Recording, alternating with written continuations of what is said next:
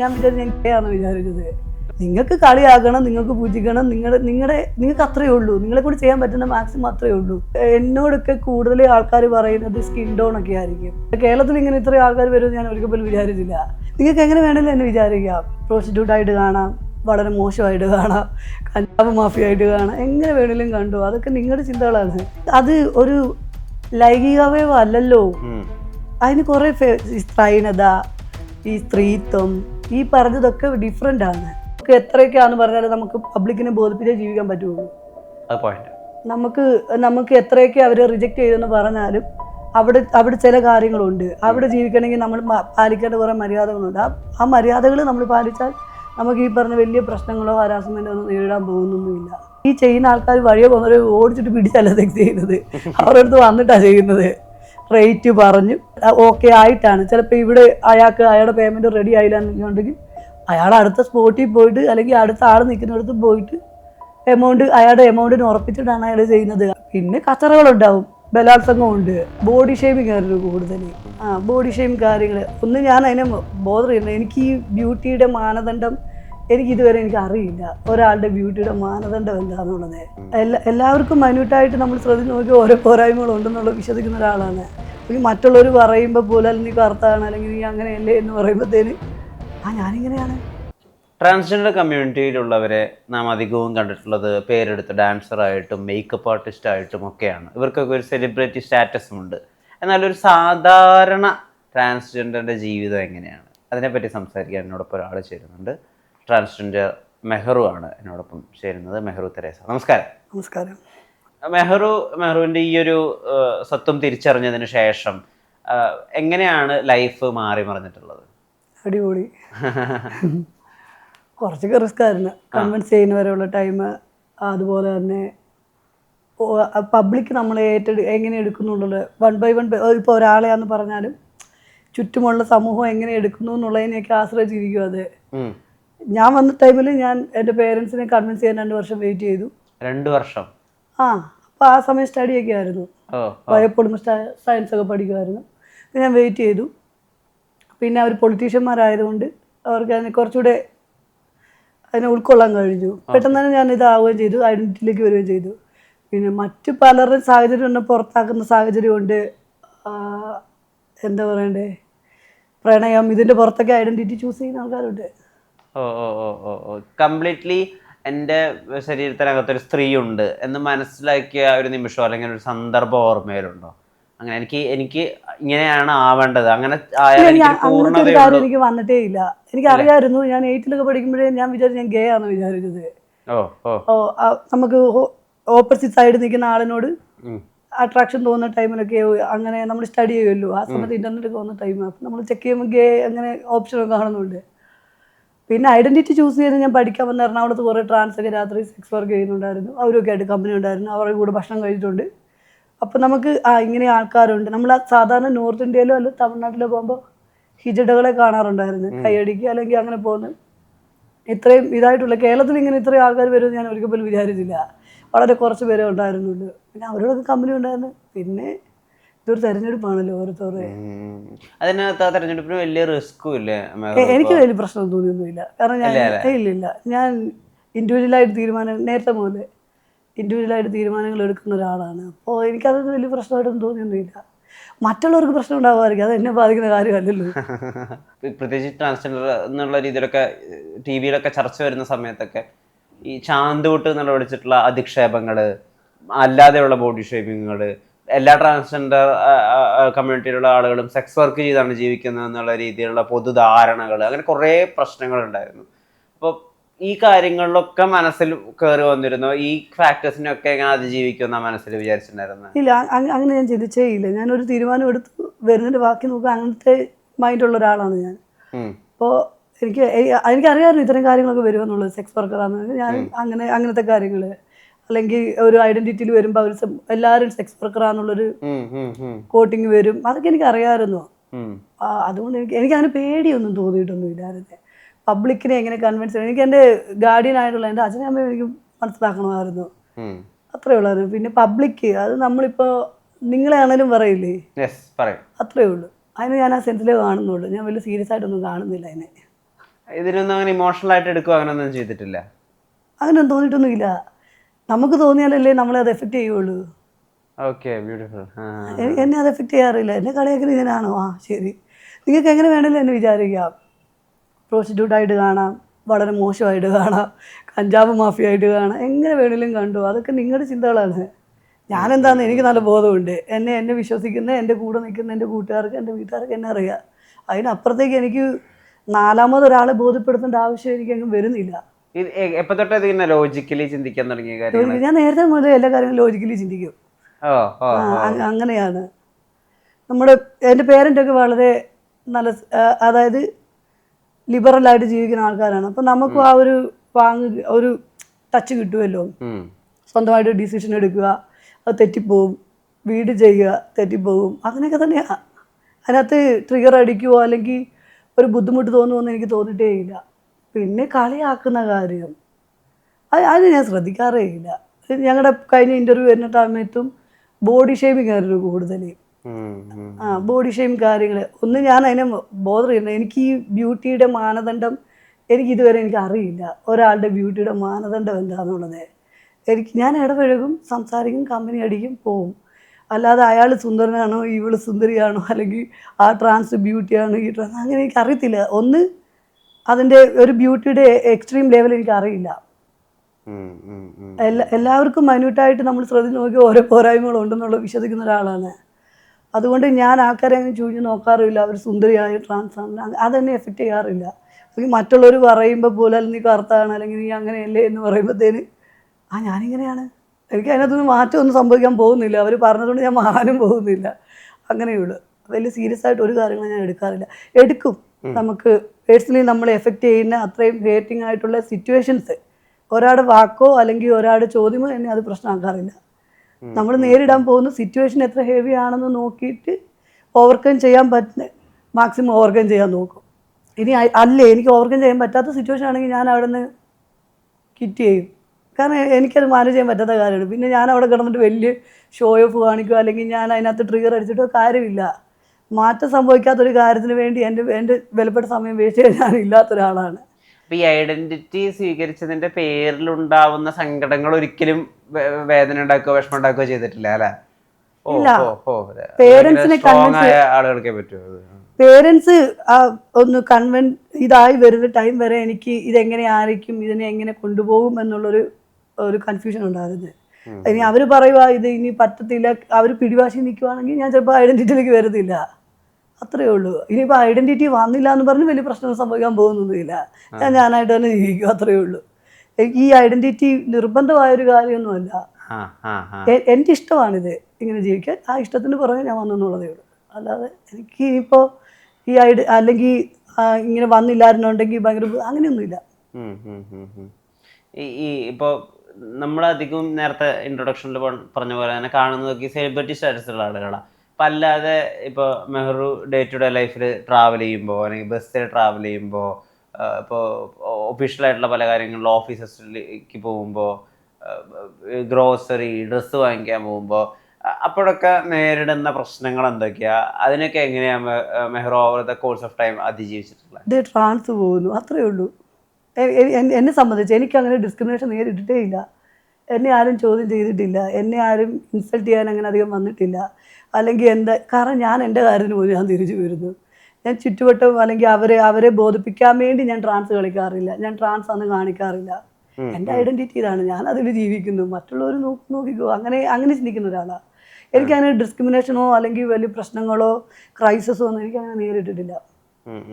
ഒന്ന് നമ്മൾ ഇടപഴകുന്ന രീതി, എനിക്ക് ഈ പബ്ലിക്കിന് കുറച്ച് മാനദണ്ഡം. നമുക്ക് എത്രയൊക്കെയാണെന്ന് പറഞ്ഞാലും നമുക്ക് പബ്ലിക്കിനെ ബോധിപ്പിച്ചേ ജീവിക്കാൻ പറ്റുള്ളൂ. നമുക്ക് എത്രയൊക്കെ അവർ റിജക്റ്റ് ചെയ്തെന്ന് പറഞ്ഞാലും അവിടെ ചില കാര്യങ്ങളുണ്ട്. അവിടെ ജീവിക്കണമെങ്കിൽ നമ്മൾ പാലിക്കേണ്ട കുറേ മര്യാദകളുണ്ട്. ആ മര്യാദകൾ നമ്മൾ പാലിച്ചാൽ നമുക്ക് ഈ പറഞ്ഞ വലിയ പ്രശ്നങ്ങളോ ഹരാസ്മെൻറ്റോ ഒന്നും നേരിടാൻ പോകുന്നൊന്നുമില്ല. എനിക്ക് അങ്ങനത്തെ വലിയ ഹെവി ബുദ്ധിമുട്ടുകളും ഉണ്ടായിട്ടില്ല. ഞാൻ ചിരിച്ചു കളത്തേ ഉള്ളൂ. ഇനി കൂടിപ്പോയാൽ എന്നെ ചിലപ്പോൾ ചാന്തോടെന്ന് വിളിക്കുമായിരിക്കും. ആണോ, നിങ്ങൾക്ക് അങ്ങനെ തോന്നി? ഓക്കെ, നിങ്ങൾ അങ്ങനെ ചിന്തിച്ചോളൂ, നോ പ്രോബ്ലം, എന്നെ ബാധിക്കുന്ന കാര്യമല്ല. അങ്ങനെയാണ്. എല്ലാവർക്കും ചിലപ്പോൾ അത് അങ്ങനെ സിറ്റുവേഷനെ ഹാൻഡിൽ ചെയ്യാൻ പറ്റുമെന്ന് എനിക്ക് തോന്നുന്നില്ല. ചിലർ ഇതിനെ പ്രശ്നമാകും. എന്നെ ഇങ്ങനെ പറഞ്ഞു, അത് ഞാൻ അങ്ങനെ ഷോ ഓഫ് കാണിക്കാൻ നിൽക്കാറില്ല. ചിലർ ഷോ ഓഫുകളാണ്. ഈ സെലിബ്രിറ്റി അഭിനയിക്കുക, അല്ലെങ്കിൽ സെലിബ്രിറ്റി അങ്ങനെ ഒരു അഭിനയമുണ്ട്. അതൊക്കെ നമ്മൾ കമ്മ്യൂണിറ്റി ആയിട്ട് ഇടപഴകുമ്പോഴോ അല്ലെങ്കിൽ സെലിബ്രിറ്റീസ് ആയിട്ടുള്ള കമ്മ്യൂണിറ്റീസുമായിട്ട് ഇടപെടുമ്പോൾ ഞാൻ മനസ്സിലാക്കിയിട്ടുള്ള കാര്യം ശരിയാണെന്നല്ലോ കേട്ടോ, ഇതെൻ്റെ ഇതായിരുന്നു. ചിലർ അഭിനയിക്കുക സെലിബ്രിറ്റി. എനിക്ക് അങ്ങനെയാണ് ഫീൽ ചെയ്യുന്നത്. ഈ പറഞ്ഞ് എനിക്ക് വേണമെങ്കിൽ എല്ലാം ലൈഫ് വേണമെങ്കിൽ കൊണ്ടുവരാം, കുറച്ചൊന്ന് മെനക്കെട്ടാൽ മതി. എൻ്റെ കുറേ കാഴ്ചപ്പാടുകളും എൻ്റെ കുറേ ചിന്താഗതികളും മാറ്റി വെച്ചാൽ എനിക്ക് എല്ലാം ലൈഫ് കിട്ടും. പക്ഷെ ഞാൻ അതിന് വിട്ടുകൊടുക്കാത്തത് കൊണ്ടാണ് നമുക്ക് ആ എല്ലാം ലൈഫ് വരാത്തത്. വിട്ടുകൊടുക്കുന്നവർക്ക് അത് പ്രശ്നമില്ല. പിന്നെ എനിക്ക് അഭിനയിക്കാൻ, എനിക്ക് പ്യുവറായിട്ടിരിക്കാനാണ് ഇഷ്ടം. വളരെ ക്ലിയർ കട്ട് ആയിട്ടൊരു പേഴ്സണാണ് എനിക്ക് താല്പര്യം. എനിക്ക് അഭിനയിക്കാൻ വലിയ താല്പര്യമില്ല. അതുകൊണ്ട് കുറേ പ്രശ്നങ്ങളുണ്ട്. നമുക്ക് ഒരുപാട് ഫ്രണ്ട്സ് ഉണ്ടാവില്ല. ഈ കമ്മ്യൂണിറ്റി പോലും എന്നെക്കുറിച്ച് ചോദിച്ചാൽ മെഹറുവോ ചിലപ്പോൾ അഹങ്കാരിയാന്ന് പറയും, പ്രശ്നക്കാരിയാന്ന് പറയും, അങ്ങനെയൊക്കെ പറയും. കാരണം ഞാൻ ആർക്കും വേണ്ടി കമ്മ്യൂണിറ്റീസ് അല്ലെങ്കിൽ അവരെ കൺവിൻസ് ചെയ്യാനോ അല്ലെങ്കിൽ അവർക്കൊപ്പം സ്പെൻഡ് ചെയ്യാനോ ഞാൻ ആഗ്രഹിക്കാറില്ല. എൻ്റെ വേവലെന്തുള്ള കുറച്ച് പേരുണ്ട്, അവരുമായിട്ടിരിക്കും, അവരുമായിട്ട് വലിയ വലിയ കാര്യങ്ങൾ ചർച്ച ചെയ്യും, അടി കൂടും, കഴിഞ്ഞു. അതിനപ്പുറത്തേക്ക് ഒരു സെലിബ്രിറ്റി അങ്ങനെ ഞാൻ ചിന്തിക്കുന്നേ ഇല്ല. സെലിബ്രിറ്റി അല്ലെങ്കിൽ കുറഞ്ഞത് കൂടിയതെന്ന് ഞാൻ ചിന്തിക്കുന്നേ ഇല്ല. അതൊക്കെ പബ്ലിക് കൊടുക്കുന്ന ഓരോ കാര്യങ്ങളല്ലേ. അതുകൊണ്ട് ഞാൻ അതിനകത്ത് വലിയ ബോധറാകുന്നില്ല. ഒരുങ്ങി നടന്ന് ജുവൽസ് ഒക്കെ ഇട്ട് അങ്ങനത്തെ ഒരു മെഹ്റൂനെ കാണാനേ പറ്റില്ല. എനിക്ക് ഒരു കുഞ്ഞു കമ്മൽ, ഒരു ക്ലിപ്പ് അല്ലെങ്കിൽ ഒരു ചുരിദാർ ഇട്ട് കഴിഞ്ഞാൽ ഞാൻ ഓക്കെയാ. എനിക്ക് അതിനപ്പുറത്തേക്ക് എൻ്റെ ഐഡൻറ്റിറ്റിക്ക് അത് ഓക്കെയാ. ഞാൻ സെലിബ്രിറ്റി ആകുമ്പോഴാണ് എനിക്ക് അതിലേക്ക് വരേണ്ടി വരുന്നത്. ഞാൻ അത്രയും ഹെവി ആയിട്ട് ചെയ്യേണ്ടി വരുന്നത്. എനിക്ക് ഇത്രയൊക്കെ ഒരുങ്ങിയിട്ട് നടക്കുന്നതിന് എനിക്ക് ഭയങ്കര ബുദ്ധിമുട്ടുള്ള ഒരാളാണ്. ഞാൻ നാട്ടിലൊക്കെ എൻ്റെ നാട്ടിലൊക്കെ വളരെ സാധാരണയുള്ള സ്ത്രീകളാണ്. സീരിയലിലെ പോലെയോ അല്ലെങ്കിൽ ഇങ്ങനെ ഇത്രയും ഇതിൽ നടക്കുന്ന സ്ത്രീകളെ ഞാൻ കാണുന്നില്ല. നമ്മുടെ ഒരു ഗ്രാമമാണ്. അപ്പോൾ എനിക്ക് ആ ഒരു ടച്ചേ ഉള്ളൂ. ഞാൻ അതിനപ്പുറത്തേക്ക് വലിയ മേക്ക് ഓവറിങ് ചെയ്താൽ എനിക്ക് വലിയ ആർഭാട ഡ്രസ്സുകളൊന്നും ചേരാറില്ല. എനിക്ക് തന്നെ അറിയാം, എനിക്കിഷ്ടമുള്ള കുറേ സ്റ്റൈലുണ്ട്, ഞാൻ അത് ചൂസ് ചെയ്യും. അല്ലെങ്കിൽ പിന്നെ അവരൊക്കെ ചെയ്തോട്ടെ, അതെന്നെ ബാധിക്കുന്ന കാര്യമല്ല. അത് അവരുടെ കംഫർട്ടബിലിറ്റിക്ക് അനുസരിച്ചിരിക്കും. ചിലവർക്ക് ഭയങ്കര ഇഷ്ടമായിരിക്കും ഒരുങ്ങി നടക്കാൻ, 4 പേര് കാണുമ്പോൾ അങ്ങനെ കേൾക്കാൻ അതൊരു കൊതി ഉണ്ടാവുമായിരിക്കും. എനിക്ക് അല്ലാതെ തന്നെ എനിക്കത് കിട്ടുന്നുണ്ട്. മെഹറു ബ്യൂട്ടിഫുള്ളാന്ന് പറയുന്നവരുണ്ട്, അല്ലെങ്കിൽ സ്കിൻ ടോൺ ഇഷ്ടപ്പെടുന്നവരുണ്ട്, അല്ലെങ്കിൽ മെഹറുവിൻ്റെ ആറ്റിറ്റ്യൂഡ് ഇഷ്ടപ്പെടുന്നവരുണ്ട്. അങ്ങനെയൊക്കെ നമ്മുടെ ആറ്റിറ്റ്യൂഡിലാണ് ഒരു പക്ഷേ നമ്മുടെ ബ്യൂട്ടി എന്ന് ഞാൻ ചിലപ്പോൾ തോന്നാറുണ്ട്. നമ്മുടെ കാരണം എനിക്കൊക്കെ എന്നോടൊക്കെ കൂടുതൽ ആൾക്കാർ പറയുന്നത് സ്കിൻ ടോൺ ഒക്കെ ആയിരിക്കും. നീ വെളുക്കണ്ട. എന്നോട് വൈറ്റനിങ് എടുക്കാൻ കൂട്ടുകാരൊക്കെ പറയും, വൈറ്റനിങ് എടുക്കുക വെളുക്കുന്നൊക്കെ പറയും. പക്ഷെ എനിക്ക് ഈ സ്കിൻ ടോണാണ് ഇഷ്ടം. ഞാൻ ഏറ്റവും കൂടുതൽ സുന്ദരികൾ കണ്ടിരിക്കുന്നത് ആഫ്രിക്കൻ ലേഡീസിനെയൊക്കെയാണ്, വളരെ മനോഹരമായിട്ട് കണ്ടിരിക്കുന്നത്. പിന്നെ ചിലതൊക്കെ അഭിനയമാണ്, ചിലതൊക്കെ വേഷം കെട്ടുകളുമാണ്. ഇപ്പം ഇതിൻ്റെ പല സർജറീസിനും ട്രാൻസിഷൻ്റെ പല സർജറീസിനും അതുപോലെ പല ഹോർമോൺസിനും മരുന്നുകൾക്കൊക്കെ ഭീമമായിട്ടുള്ള വിലയുണ്ട്. അതിന് അത്യാവശ്യം നല്ല ചിലവും ഉണ്ട്. അപ്പം ഇത് അങ്ങനത്തെ ഒരുപാട് സർജറി ചെയ്തിട്ട് ഈ ഫേസ് ലിഫ്റ്റ് ചെയ്യുക അല്ലെങ്കിൽ ബോഡി മൊത്തത്തിൽ തന്നെ അപ്ലിഫ്റ്റ് ചെയ്യുക അങ്ങനെ ചെയ്യുന്ന ട്രാൻസ്ജെൻഡേഴ്സും ഉണ്ടല്ലോ, പല സർജറി പെർഫെക്റ്റ് ബോഡി ഉണ്ടാക്കാൻ വേണ്ടിയിട്ട്. അപ്പം അങ്ങനെ ഒരു ആഗ്രഹം, അങ്ങനെ ഒരു ക്രേവിങ്ങോ ഭാവിയിൽ വരുമോ, അല്ലെങ്കിൽ അതിനെ എങ്ങനെ അങ്ങനത്തെ ആഗ്രഹങ്ങൾ? അങ്ങനെ ഒരിക്കലും വരാൻ സാധ്യതയില്ല. കാരണം എൻ്റെ ഡ്യൂട്ടി എന്ന് പറയുക, അല്ലെങ്കിൽ ഞാൻ ഈ ഐഡൻറ്റിറ്റിനെ ഇരുന്നിട്ട് ഞാൻ ചെയ്യേണ്ട മര്യാദ എന്ന് പറഞ്ഞാൽ എൻ്റെ ഐഡൻറ്റിറ്റി ഡിക്ലെയർ ചെയ്യുക എന്നുള്ളതാണ്, വിസിബിളായി ഡിക്ലെയർ ചെയ്യുക എന്നുള്ളതാണ്. പിന്നീട് വരുന്നതെല്ലാം അഡീഷൻസ് ആണ്. നമുക്ക് വേണമെങ്കിൽ ചെയ്യാം, വേണമെങ്കിൽ ചെയ്യേണ്ട, അതൊക്കെ ഓരോരുത്തരെ മാനസികാവസ്ഥ അനുസരിച്ചിരിക്കും. ഇപ്പോഴത്തെ മെഹ്റു തെരേസയിൽ ഞാൻ സാറ്റിസ്ഫൈഡ് ആണ്. പിന്നെ ഞാനെന്തിനാ പോയി സർജറി ചെയ്യേണ്ട ആവശ്യം? എന്നെ അത് ബാധിക്കുന്നേ ഇല്ല. അത്രയേ ഉള്ളൂ. അത് കാഴ്ചപ്പാടിന് പ്രശ്നമാണ്. ചിലവർക്ക് സർജറി ചെയ്ത് പൂർണ്ണമായി എങ്ങനെ ഈ പൂർണ്ണമാവുന്നതെന്ന് എനിക്ക് മനസ്സിലാവുന്നില്ല.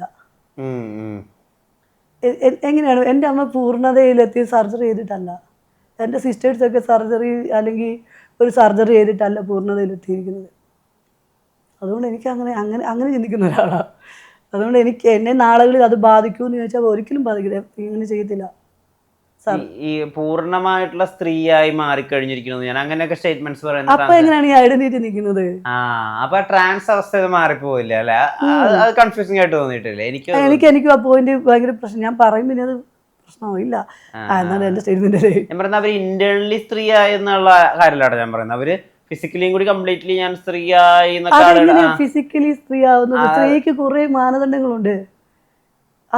അത് ഒരു ലൈംഗികവയവം അല്ലല്ലോ ഒരു സ്ത്രീയെ ഡിറ്റർമൈൻ ചെയ്യുന്നത്. അതിന് കുറെ സ്ത്രൈണത, ഈ സ്ത്രീത്വം ഈ പറഞ്ഞതൊക്കെ ഡിഫറെൻ്റ് ആണ്. ഇതൊക്കെ പല പല ഇതിൽ ടച്ച് ചെയ്തിരിക്കുന്ന നമുക്കതിന് അല്ലെങ്കിൽ ഞാൻ ഇങ്ങനെ സർജറി ചെയ്തത് കൊണ്ട് പൂർണ്ണതയിലെത്തിയെന്ന് എനിക്ക് അവർക്ക് ചിലപ്പോൾ മാനസികപരമായിട്ടൊരു പൂർണ്ണതയിലെത്തി കാണുമായിരിക്കും. മറ്റുള്ളവർക്ക് അത് ഓക്കെ ആണെന്ന് ചോദിച്ചാൽ ഐ ആം നോട്ട് ഓക്കെ. അത് സർജറി ചെയ്താൽ പൂർണ്ണത എത്തും എന്ന് ഞാൻ ഇപ്പോഴും വിശ്വസിക്കുന്നില്ല. ഇനി നാളുകൾ ഇനി ശാസ്ത്രം എത്രത്തോളം വളർന്നെന്ന് പറഞ്ഞാലും നമ്മൾ ആ പൂർണ്ണതയെ അല്ല സ്ത്രീയെപ്പോലെ അല്ല സ്ത്രീയെ നമുക്ക് അവകാശപ്പെടാൻ പറ്റത്തില്ല. ഇപ്പോൾ നമ്മൾ ഈ കമ്മ്യൂണിറ്റീനെ എത്രമാത്രം ഇപ്പോൾ സമൂഹം ഉൾക്കൊള്ളുന്നുണ്ട്, ഐ മീൻ ഇൻക്ലൂസീവ് ആണ്. രണ്ട്, ഇനിയും ഈ കമ്മ്യൂണിറ്റിയിലുള്ളവരും കമ്മ്യൂണിറ്റിയെ പറ്റി മനസ്സിലാക്കാൻ വേണ്ടി കുറേ പഠനങ്ങൾ ആവശ്യമുണ്ട്, അങ്ങനെ തോന്നുന്നുണ്ടോ മെഹ്റൂന്?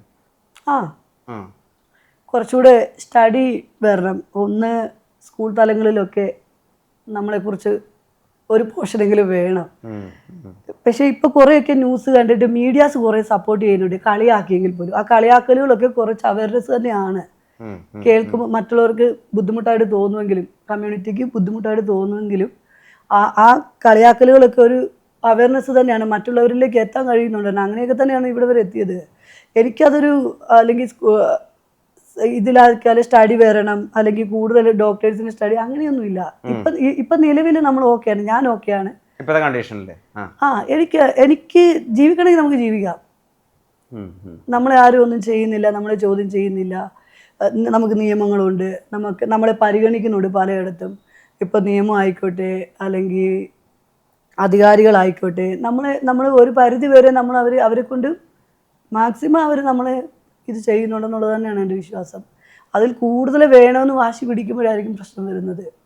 ഈ ട്രാൻസ്ജെൻഡറിന്റെ പേര് പറഞ്ഞിട്ടേ ചില ആൾക്കാർ ഇപ്പോൾ ഈ സോഷ്യൽ മീഡിയയിലൊക്കെ കുറച്ച് വിഡിത്തൊക്കെ വിളമ്പി ഒരു പ്രസിദ്ധി ആർജിക്കാനൊക്കെ ശ്രമിക്കുന്ന ആളുകളുണ്ടല്ലോ. അത് നിങ്ങളുടെ മൊത്തത്തിലുള്ള കമ്മ്യൂണിറ്റിക്ക് അത് ഒരാൾ ചെയ്യുന്നതിനെ മൊത്തത്തിൽ, അതായത് ഇപ്പോൾ ഒരു സ്ത്രീയോ പുരുഷനോ എന്നൊരു വിഡിത്തം പറഞ്ഞതുകൊണ്ട് മൊത്തം സ്ത്രീക്കും പുരുഷനും ഒരു പ്രശ്നം ഉണ്ടാവുന്നില്ല. പക്ഷെ ട്രാൻസ്ജെൻഡേഴ്സിന്റെ കേസസിൽ അതല്ല. ഒരാൾ ഒരു കാര്യം ചെയ്തു കഴിഞ്ഞാൽ മൊത്തത്തിൽ അത് ഒരാൾ കുറച്ച് വിഡിത്തം ചെയ്തു കഴിഞ്ഞാൽ, ഒരാൾ കോമാളിത്തം ചെയ്തു കഴിഞ്ഞാൽ മൊത്തം കമ്മ്യൂണിറ്റിയാണ് പല രീതിയിൽ ബാധിക്കുന്നത്. അങ്ങനത്തെ ഒരു എഫക്ട് കുറച്ചുകൂടി ഉത്തരവാദിത്വപൂർവ്വം ഈ ന്യൂനപക്ഷമല്ലേ, മൈനോറിറ്റി അല്ലേ നമ്മള്, അപ്പൊ കൂടുതൽ ശ്രദ്ധ അങ്ങോട്ട് പോകും. പെട്ടെന്നുള്ളൊരു കടന്നുവരവായിരുന്നു. എനിക്ക് തോന്നുന്നു 2018 കുറെ കമ്മ്യൂണിറ്റീസ് കം ഔട്ട് ചെയ്തത്. ഒരുപാട് ആൾക്കാർ വന്നു. അതിൽ പെട്ടെന്ന് ഡിസിഷൻ എടുത്തവരുണ്ട്, അല്ലെങ്കിൽ ഒരു ക്യൂരിയോസിറ്റിയുടെ പുറത്തെടുത്തവരുണ്ട്, കുറെ ആൾക്കാർ തിരിച്ചു പോയ ആൾക്കാരൊക്കെ ഉണ്ട്. ഐഡന്റിറ്റി നിന്നിട്ട് തിരിച്ചു പോയിട്ടുള്ള ആൾക്കാരൊക്കെ ഉണ്ട്. ഉണ്ട്. അവര് പിന്നെ ഒരു ഓപ്ഷൻ ആയിരുന്നു ആ സമയത്തൊക്കെ, സെക്സ് വർക്കൊക്കെ ഒരു ഓപ്ഷൻ ആയിരുന്നു. അപ്പോൾ അതിനെ മിസ്യൂസ് ചെയ്ത ആൾക്കാരും ഉണ്ട് സെക്സ് വർക്കിന്. ഞാൻ അതിനെ ഒരു മോശം കാര്യമായിട്ട് ഞാൻ കാണുന്നില്ല. ഇപ്പോൾ കമ്മ്യൂണിറ്റി പിടിച്ചു പറിക്കുന്നില്ല, കഞ്ചാവ് വിൽക്കുന്നില്ല, കൂട്ടിക്കൊടുക്കുന്നില്ല, മകളെ കൂട്ടിക്കൊടുക്കുന്നില്ല, അമ്മയെ കൂട്ടിക്കൊടുക്കുന്നില്ല. ഹെട്രോസെക്ഷൽ ആൾക്കാരുടെ ഇടയിലാണ് ഇതൊക്കെ നടക്കുന്നത്. ഞങ്ങൾ കൂടിപ്പോയാലും ഞങ്ങളുടെ കമ്മ്യൂണിറ്റിക്ക് സെക്സ് വർക്ക് ചെയ്യുന്നുണ്ടാവുമായിരിക്കും. അതും അവരുടെ സാഹചര്യം അനുസരിച്ച് അവരത് ചെയ്യുന്നതാണ്. ഇപ്പോൾ ഫോർ എക്സാമ്പിൾ ഇപ്പോൾ എറണാകുളം എടുത്ത് നോക്കിയോ, ഇത്രയും പേര് നിൽക്കുന്നു. പെർ ഡേ ഒരാൾ ഒരു 3000 വെച്ച് കൂട്ടി നോക്കിക്കോ. ഇത്രയും പേർക്ക് അത് മാർക്കറ്റിംഗ് അനുസരിച്ച്, ചിലവർ ബ്യൂട്ടി അനുസരിച്ച് 300 വാങ്ങിക്കുന്നവരുണ്ട്, 500 വാങ്ങിക്കുന്നവരുണ്ട്, 500 വാങ്ങിക്കുന്നവരുണ്ട്, 1000, 2500, 3000 ഒക്കെ വാങ്ങിക്കുന്ന ആൾക്കാരുണ്ട് വൺ ഷോട്ടിന്. അപ്പോൾ ഒരു ദിവസം ഇത്രയും കമ്മ്യൂണിറ്റീസിന് ഈ 3000 വെച്ച് കൂട്ടിക്കോ. ഈ 3000 രൂപ കിട്ടണമെന്നുണ്ടെങ്കിൽ എത്ര പുരുഷന്മാർ അവിടെ വന്നു പോകണം? അപ്പം ആരെവിടെ പ്രശ്നമാണ്? ഒരു പ്രോഡക്റ്റ് വിൽക്കാൻ വെക്കുമ്പം അത് വാങ്ങാൻ ആളതുകൊണ്ടല്ലേ അത് സെയിലാവുന്നത്. ഇത്രയും പേര് ഈ എറണാകുളത്തെ എണ്ണം എടുത്ത് നോക്കിയാൽ മതി. പെർ ഡേ ജസ്റ്റ് ഒരു 3000 ഇട്ട് കൊടുക്കുക. ബ്യൂട്ടി അനുസരിച്ച് ചിലർക്ക് എമൗണ്ട് കൂടുതൽ കിട്ടുന്ന, എമൗണ്ട് ഞാൻ പറയുന്നില്ല, എമൗണ്ട് കൂടുതൽ കിട്ടുന്ന ആൾക്കാരുണ്ട്. സാധാരണക്കാരുടെ കാര്യമാണെങ്കിൽ ഒരു 300 വാങ്ങിക്കുന്നവരുണ്ട്, 500 വാങ്ങിക്കുന്നവരുണ്ട്. അവർക്ക് ഈ 3000 രൂപ കിട്ടണമെന്നുണ്ടെങ്കിൽ, ഇത്രയും പേർക്ക് കിട്ടണമെന്നുണ്ടെങ്കിൽ എത്ര ആണുങ്ങൾ അവിടെ വന്നു പോകണം? എത്ര പേര് ഇവരുമായിട്ട് ലൈവ് ബന്ധത്തിൽ ഏർപ്പെടണം? ഈ ഇത്രയും കമ്മ്യൂണിറ്റിക്ക് പെർ ഡേ ഇത്രയും പൈസ കിട്ടണമെന്നുണ്ടെങ്കിൽ അത് ഞാൻ ഇടയ്ക്ക് ആലോചിക്കും. എല്ലാവരും പറയും അവർ സെക്സ് വർക്ക് ചെയ്യുന്നു, അവർ പരിചയമുണ്ടെന്ന് പറഞ്ഞല്ലോ. എനിക്ക് സെക്സ് വർക്ക് ഞാൻ അല്ലെങ്കിൽ അവിടെ നടക്കുന്ന എന്താണെന്നുള്ളതൊക്കെ എനിക്ക് കൃത്യമായിട്ട് അറിയാം. പക്ഷെ ആക്ച്വലി അവർ സേഫ് ആണോ, അല്ലെങ്കിൽ അവർ ആരോഗ്യപരമായിട്ട് സേഫ് ആണോ, അല്ലെങ്കിൽ അവർക്ക് പ്രോപ്പർ ആയിട്ടാണോ അവരുടെ ഹെൽത്ത്? ട്രാൻസിന്റെ കാര്യത്തിൽ ട്രാൻസ് കൃത്യമായിട്ട് മെഷർമെന്റ് ഒക്കെ യൂസ് ചെയ്യും. പിന്നെ ചെക്കപ്പ് ഉണ്ടാവും. പിന്നെ കൃത്യമായി ചെക്ക് ചെയ്യും. അങ്ങനത്തെ കാര്യങ്ങളൊക്കെ അവർ കൃത്യമായിട്ട് ചെയ്യും. പിന്നെ വരുന്ന ആൾക്കാരുടെ സേഫ്റ്റി അത് അവരുടെ സേഫ്റ്റിയാണ്, നമ്മളെ ബാധിക്കുന്നത്. എന്നിട്ട് നമ്മൾ അവർക്ക് കൺവിൻസ് ചെയ്ത് കൊടുക്കാറുണ്ട്, അല്ലെങ്കിൽ ഈ കമ്മ്യൂണിറ്റീസ് അവർക്ക് ചെയ്ത് കൊടുക്കാറുണ്ട് അങ്ങനെ ചെയ്യരുത്, അല്ലെങ്കിൽ അതിന് ഇങ്ങനെ HIV മാത്രമല്ല TB വരും, അങ്ങനെ മഞ്ഞപ്പിത്തം വരും, അങ്ങനെ പ്രാഥമിക രോഗങ്ങളൊക്കെ വരും, അതുകൊണ്ട് അത് കൃത്യമായിട്ട് ഉപയോഗിക്കണമെന്ന് പറഞ്ഞു കൊടുക്കാറുണ്ട്. പിന്നെ ഇപ്പോൾ NGOs ഒക്കെ ഉണ്ട്, പിന്നെ കൗൺസിലിംഗ് സെൻ്റർ ഉണ്ട്, പിന്നെ സ്പർശം പോലുള്ള സർക്കാർ സംവിധാനങ്ങളൊക്കെ ഉണ്ടല്ലോ. അത് മാത്രം. പിന്നെ കമ്മ്യൂണിറ്റിയുടെ റെസ്പോൺസിബിലിറ്റിയാണ് ഇത് പറഞ്ഞ് നമ്മൾ ഈ ഒരു വർക്കിന് നിൽക്കുമ്പോൾ വരുന്ന ആൾക്കാർ ചിലപ്പോൾ പേയ്മെൻറ്റ് കൂടുതൽ തരാം, അതായത് കോണ്ടം ഇല്ലാതെ ചെയ്യുമോ എന്നുള്ള ചോദ്യം, പൈസ കൂടുതൽ വേണമെന്ന് തോന്നുന്നവർ അത് ചെയ്യുമായിരിക്കും. അല്ലാത്ത അവനവൻ്റെ ബോഡിയോടൊരു കൺസേൺ ഉള്ള ആൾക്കാർ ആ പൈസക്ക് അല്ലായിരിക്കും വില കൊടുക്കുന്നത്, അവനവൻ്റെ ഹെൽത്തിനായിരിക്കും കൊടുക്കുന്നത്. അതിനെയും ഞാനൊരു വർക്കായിട്ടാണ് കാണുന്നേ എന്ന് പറഞ്ഞിട്ടുണ്ടായിരുന്നല്ലോ. ഞാനും എന്നൊരു വർക്കായിട്ടേ കാണുന്നുള്ളൂ. അതായത് സെക്സ് വർക്ക് ചെയ്യുന്ന ഒരു മോശം കാര്യമായിട്ട് ഞാൻ കാണുന്നേ ഇല്ല. ഒന്ന് ഒരു സാഹചര്യമാണ് ഒരു കമ്മ്യൂണിറ്റിയുടെ, മനസ്സിലായോ? നമ്മൾ ജീവിക്കണമെന്നുണ്ടെങ്കിൽ സാധാരണക്കാരുടെ കാര്യമാണ്. എലൈറ്റ് ലൈഫ് ജീവിക്കുന്നവരെ കാര്യം എനിക്കറിയത്തില്ല, ഞാൻ ആ എലൈറ്റ് ലൈഫ് അവരുമായിട്ട് അങ്ങനെ മിങ്കിൾ ചെയ്തിട്ടില്ല. ഒരു സാധാരണ ഒരാൾ ജീവിക്കുന്നത് ലോഡ്ജുകളിലായിരിക്കും, അല്ലെങ്കിൽ മറ്റ് വാടക കൊടുക്കാനുള്ള സാഹചര്യങ്ങൾ, പിന്നെ കൂടുതലും പുറത്താക്കപ്പെട്ട ആൾക്കാരൊക്കെയാണ്. അപ്പോൾ ഇവരുടെ റോളിങ്, ഒരാളുടെ റോളിംഗ് എന്ന് പറയുമ്പോൾ തന്നെ ഭയങ്കര ചിലവ് തന്നെയാണ്, അതിന് വേറെ ഓപ്ഷൻ ഇല്ല. രണ്ട്, നിങ്ങൾ പറയും സെക്സ് വർക്ക് മോശമാണ് അല്ലെങ്കിൽ അതൊരു കുറ്റകരമാണെന്നൊക്കെ നിങ്ങൾ പറയുമ്പോൾ നിങ്ങൾ അവർക്ക് ജോലി കൊടുക്കാറുണ്ടോ? ഇല്ല. നിങ്ങൾ അവരെ കൈപിടിച്ച് ഉയർത്താൻ നിങ്ങൾ ശ്രമിക്കാറുണ്ടോ? ഇല്ല. നിങ്ങൾക്ക് കളിയാക്കണം, നിങ്ങൾക്ക് പൂജിക്കണം, നിങ്ങൾക്ക് അത്രയേ ഉള്ളൂ. നിങ്ങളെ കൂടി ചെയ്യാൻ പറ്റുന്ന മാക്സിമം അത്രയേ ഉള്ളൂ. നിങ്ങൾക്ക് ഹെൽപ്പ് ചെയ്യുന്ന ആൾക്കാരുണ്ട് ചിലവർ. അതും ഈ സെക്സ് വർക്കിന് നിൽക്കുന്ന ആൾക്കാരൊക്കെ തന്നെയാണ് ഇവരെ സഹായിക്കുന്നത് ഒരു എമർജൻസി ഘട്ടത്തിൽ. അല്ലാതെ ഒരു പൊതുസമൂഹം വന്നിട്ട് നിൻ്റെ ബുദ്ധിമുട്ട് ഞാൻ മനസ്സിലാക്കുന്നു, കുട്ടി തീർക്ക് തരാമെന്ന് പറഞ്ഞാൽ ആരും കൊടുക്കുന്നില്ല. അപ്പോഴും അവർ കമ്മ്യൂണിക്കേഷൻ ചെയ്യുന്നതും അവരുടെ സാഹചര്യം പറയുന്നതും ഇതേ ആൾക്കാരോട് തന്നെയാണ്, ഇവരുടെ അടുത്ത് വരുന്ന കസ്റ്റമേഴ്സിനോട് തന്നെയാണ് പറയുന്നത്. അപ്പോൾ അവരുടെ കയ്യിലുള്ളതുപോലെ അവർ സഹായിക്കും. അങ്ങനെ റോൾ ചെയ്താണ് ഇവർ പോകുന്നത്. പിന്നെ നിങ്ങൾ പറഞ്ഞില്ലേ പെണ്ണുങ്ങൾ സെക്സ് വർക്ക് ചെയ്യുന്നില്ലേ, അത് മോശമല്ലേ? ആണുങ്ങൾ ഇത് ചെയ്യുന്നുണ്ടല്ലോ, എനിക്ക് കുറേ ആൾക്കാരെ അറിയാം, എൻ്റെ കുറേ വോയിസൊക്കെ കിടപ്പുണ്ട്. പിന്നെ ഈ ഹസ്ബൻഡിനും ഭാര്യയും ഷെയർ ചെയ്യാറുണ്ട്, ഹസ്ബൻഡും വൈഫും വിളിക്കാറുണ്ട് ഇവരെയൊക്കെ. രണ്ടുപേർക്കും ചെയ്തു കൊടുക്കാനായിട്ട് ത്രീസം പൊസിഷൻ നോക്കാനായിട്ട് വിളിക്കാറുണ്ട്. അതിനൊക്കെ റേറ്റ് കൂടുതലാണ്. നമ്മൾ പറയും ഏറ്റവും കൂടുതൽ ഫാൻറ്റസിയാണ് ഒരു കൂടുതൽ എമൗണ്ട് കിട്ടുന്ന കാര്യം എന്ന് എനിക്ക് തോന്നുന്നു. പക്ഷേ ഇമെയിൽസിനൊക്കെ ഈ എന്താ പറയണ്ടേ സ്ലേവുകളൊക്കെ ഉണ്ടല്ലോ, അവരൊക്കെ നല്ല പൈസ എമൗണ്ട് മുടക്കുന്നുണ്ട്. ഡോഗ് ആകാനും മറ്റേ ഇതിനുമൊക്കെ ആൾക്കാരുണ്ട്. അവർക്ക് കേരളത്തിൽ ഇവിടെ ഇഷ്ടം പോലെ ഉണ്ട്. നമുക്കൊന്നും ഇതൊന്നും പുറത്തോട്ട് ആരും പറയുന്നില്ല, അല്ലെങ്കിൽ അറിയുന്നില്ല എന്നുള്ളതേ ഉള്ളൂ. നമ്മുടെ ഇവിടെ ലേഡി ഡ്രസ്സ്, അതായത് ട്രാൻസിൻ്റെ ഡ്രസ്സ് ഇട്ടിട്ട് റൂമിൽ നിൽക്കാൻ പൈസ കൊടുക്കുന്ന പുരുഷന്മാരുണ്ട്. അവരെന്ന് വെച്ചിട്ട് അവർ സ്വർഗരതിക്കാരായതുകൊണ്ടല്ല, അവരുടെ ഉള്ളിലൊരു ഫാൻറ്റസി ഉണ്ട്, അതിനു വേണ്ടി മാത്രമാണ് അവരവിടെ വരുന്നത്. അത് കഴിയുമ്പോൾ അവരത് പോയി തിരിച്ചു പോയി പഴയ ആളായി. നിങ്ങൾക്ക് പോലും ഐഡൻറ്റിഫൈ ചെയ്യാൻ പറ്റത്തില്ലായിരിക്കും അവരെ. അങ്ങനെ കുറേ കാര്യങ്ങൾ ഈ വർക്കിനെ സംബന്ധിച്ച്, സെക്സ് വർക്കിനെ കുറിച്ചാണെങ്കിൽ ഒരുപാട് കാര്യങ്ങൾ ഹെട്രോസ് ചെയ്യുന്നുണ്ട്. ഇതൊന്നും വെളി വരുന്നില്ലാത്തത് കൊണ്ടല്ലേ നിങ്ങൾ അയ്യോ അവർ ചെയ്യുന്ന. പിന്നെ ഈ ചെയ്യുന്ന ആൾക്കാർ വഴിയെ പോകുന്നവരെ ഓടിച്ചിട്ട് പിടിച്ചല്ല സെക്സ് ചെയ്യുന്നത്, അവരുടെ അടുത്ത് വന്നിട്ടാണ് ചെയ്യുന്നത്. റേറ്റ് പറഞ്ഞു ഓക്കെ ആയിട്ടാണ്. ചിലപ്പോൾ ഇവിടെ അയാളുടെ പേയ്മെൻറ്റ് റെഡി ആയില്ല എന്നുണ്ടെങ്കിൽ അയാൾ അടുത്ത സ്പോട്ടിൽ പോയിട്ട്, അല്ലെങ്കിൽ അടുത്ത ആൾ നിൽക്കുന്നിടത്ത് പോയിട്ട് അയാളുടെ എമൗണ്ടിന് ഉറപ്പിച്ചിട്ടാണ് അയാൾ ചെയ്യുന്നത്. അല്ലാതെ നമുക്ക് അക്ഷയ സെൻറ്ററിൽ പോയി ഇങ്ങനെ ഇതടിക്കുന്ന പോലും കൊടുക്കാൻ പറ്റത്തില്ല അവിടെ. പിന്നെ കച്ചറകളുണ്ടാവും, ബലാത്സംഗമുണ്ട്, പിന്നെ പിടിച്ചുപറിയുണ്ട്, അങ്ങനെയൊക്കെ ഒരുപാട് കാര്യങ്ങൾ തരണം ചെയ്താണ് അവർ നിൽക്കുന്നത്. അതുകൊണ്ട് ഞാൻ അതിനെ മോശമല്ല എന്ന് പറയുന്നത്, മനസ്സിലായോ? അല്ലെങ്കിൽ സെക്സ് വർക്ക് ഒരു ഇപ്പോൾ ഭരണഘടന അംഗീകരിച്ച തൊഴിലാണെന്നൊക്കെ പറയുന്നുണ്ട്. പൊതു ഇടങ്ങളിൽ ചെയ്യുന്നത് തെറ്റാണ്, അത്രയേ ഉള്ളൂ.